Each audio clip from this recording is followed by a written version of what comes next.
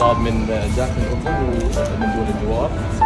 ونشكر أصدقائنا من إيطاليا على كل الدعم، وإن شاء الله هذا التعاون مستمر في الوزارة. وأهم شيء بالنسبة لنا موضوع الاستدامة، ونشوف هذا المستوى نحافظ عليه من هون لسنين لقدام.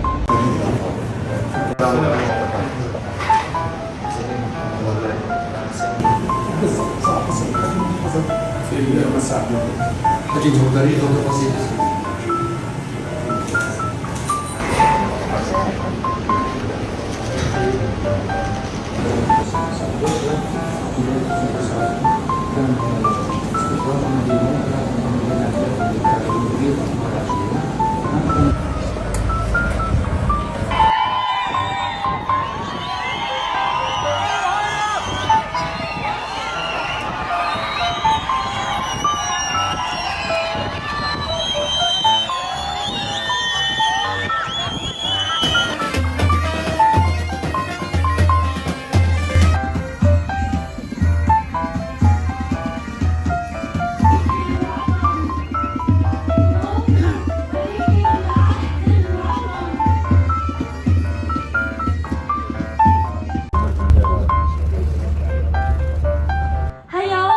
إبراهيم لمساهماتها الأدبية، إذ لها روايات ومسرحيات وكتابات في النقد الأدبي، ولاهتمامها بمجالي المرأة والطفل. جمعية الرائدات الريفيات لدورها في إنشاء مشاريع صغيرة وتمكين سيدات المجتمع المحلي اقتصادياً عبر تدريبهن في مجالات التصنيع الغذائي والزراعة والمشغولات اليدوية والتصوير.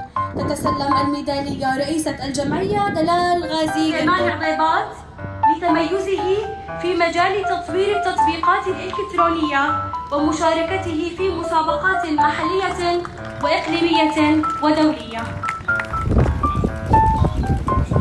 إن شاء الله.